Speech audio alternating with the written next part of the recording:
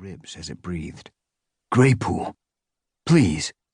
Your other kits died, and these will die too unless you help them." Greypool's eyes clouded with pain.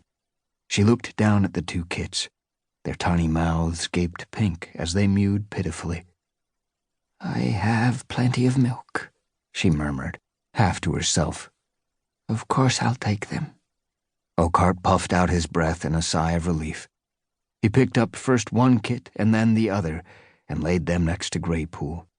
She nudged them gently into the curve of her belly next to her own kit, where they began to suckle eagerly. "I still don't understand," Greypool meowed when they were settled. "Why would two kits be alone in the forest in the middle of Leaf Bear? Their mother must be frantic." The bracken-colored Tom prodded a piece of moss with one massive front paw. "I didn't steal them, if that's what you're thinking."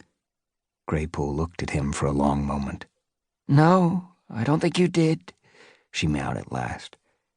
"But you're not telling me the whole truth, are you?" "I've told you all that you need to know." "No, you haven't." Greypool's eyes flashed with anger. "What about their mother? I know what it's like to lose kits, Oakheart. I wouldn't wish that kind of grief on any cat."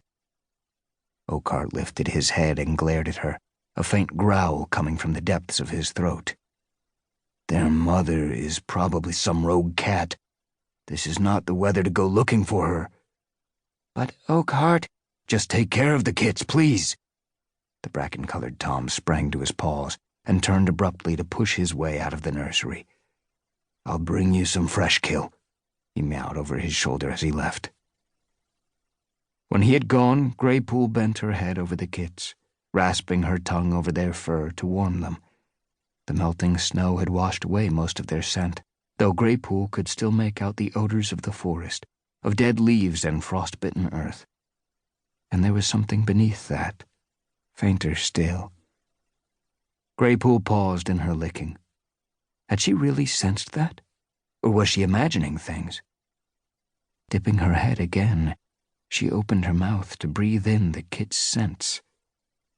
Her eyes grew wider, and she stared unblinking into the dark shadows that edged the nursery. She was not wrong. The fur of these two motherless kits, whose origins Oakheart refused to explain, unmistakably carried the scent of an enemy clan. Chapter 1. The icy wind whirled snow into Fireheart's face as he struggled down the ravine toward the ThunderClan camp, the mouse he had just killed gripped firmly in his jaws. The flakes were falling so thickly that he could scarcely see where he was going. His mouth watered as the prey scent of mouse filled his nostrils. He hadn't eaten since the previous night, a grim sign of how scarce prey was in Leaf Bear.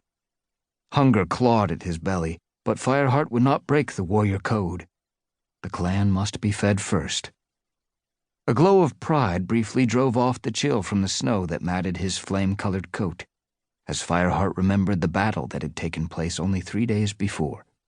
He had joined the other ThunderClan warriors to help support Wind Clan when the moorland cats were attacked by the other two clans in the forest. Many cats had been injured in that battle, so it was even more important for those who could still hunt to bring home prey.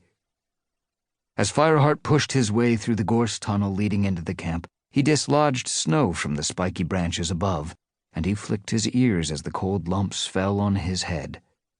The thorn trees around the camp gave some shelter from the wind, but the clearing in the center of the camp was deserted. All the cats preferred to stay in their dens to keep warm when the snow lay this thick. Broken tree stumps and the branches of a fallen tree poked above the covering of snow. A single line of paw prints crossed from the apprentice's den to the bramble thicket where the kits were cared for. Seeing the trail, Fireheart could not help remembering that he was without an apprentice now, since Cinderpaw had been injured beside the thunder path. Trotting across the snow into the heart of the camp, Fireheart dropped his mouse on the pile of fresh kill near the bush where the warriors slept. The pile was pitifully small. Such prey as could be found was thin and scrawny, hardly a mouthful for a famished warrior. There would be no